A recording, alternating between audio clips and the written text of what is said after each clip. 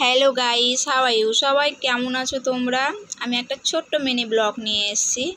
আমরা ষষ্ঠী করব, তো সেই ষষ্ঠী পুজোর বলে না যে বাঁশের পাতা লাগে, বেলপাতা লাগে, দুব্বো এসব আনতে আছি। দেখো আমরা সবাই মিলে রাস্তা দিয়ে যাচ্ছি। এই যে আমার ছেলে যাচ্ছে, বড় ছেলে, আমরা সবাই আছি, পাড়ার কয়েকজন সবাই মিলে যাচ্ছি।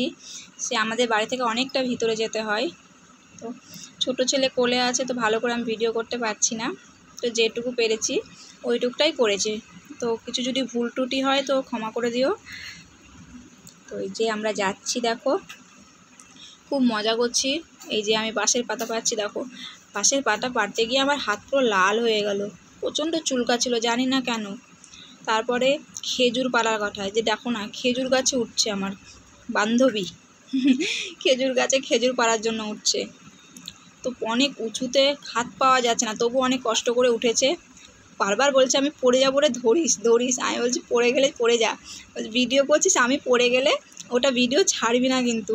আমি যদি পড়বি না, আমরা নিচে আছি, ক্যাচ করবো তোকে, তুই উঠ গাছে। এই যে তারপর যখন পারছে খেজুর, খেজুর লাগবেই। এই যে নামলো খেজুর পেড়ে।